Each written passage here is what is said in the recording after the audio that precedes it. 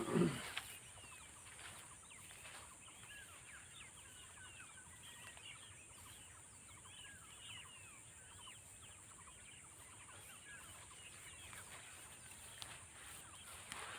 everyone, my name is Sudhir Kumar. I am founder at Prime Frame.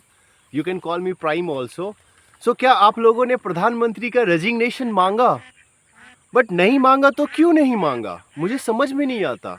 एक प्रधानमंत्री अपने 10 साल के कार्यकाल में इतनी सारी गलत चीज़ें किया, ठीक है। उनके कार्यकाल में एक जज की मृत्यु हो गई, ढेर सारे किसान मारे गए, करप्शंस को बढ़ावा मिला। करप्शन, स्विच बैंक से जो पैसा वापस लाने की बात है, वहाँ पे पैसा और 10 गुना, 20 गुना, 100 गुना और बढ़ गया। करप्शंस बढ़ गया, वायलेंस बढ़ गया देश में। प्रधानमंत्री का कोई अकाउंटेबिलिटी नहीं है। किसान मारे गए। जो मंत्री है वो अपने एसयूवी के अंदर एक किसान को रौंद डाला, 4 किसान को। तो इतने सारे फेलियर होने की वजह से भी आप लोग क्यों नहीं मांग रहे हो?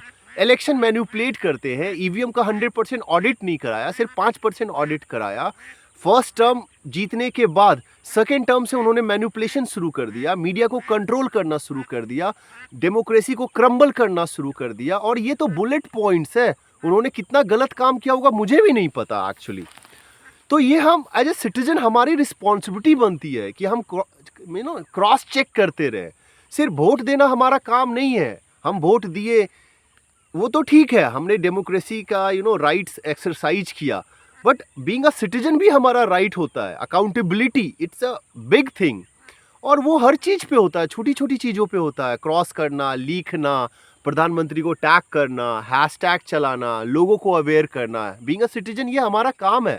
सो आप प्राइम मिनिस्टर से रेजिग्नेशन मांगो। उन्होंने बहुत सारी गलतियां की है, बहुत सारे गलत काम किए हैं।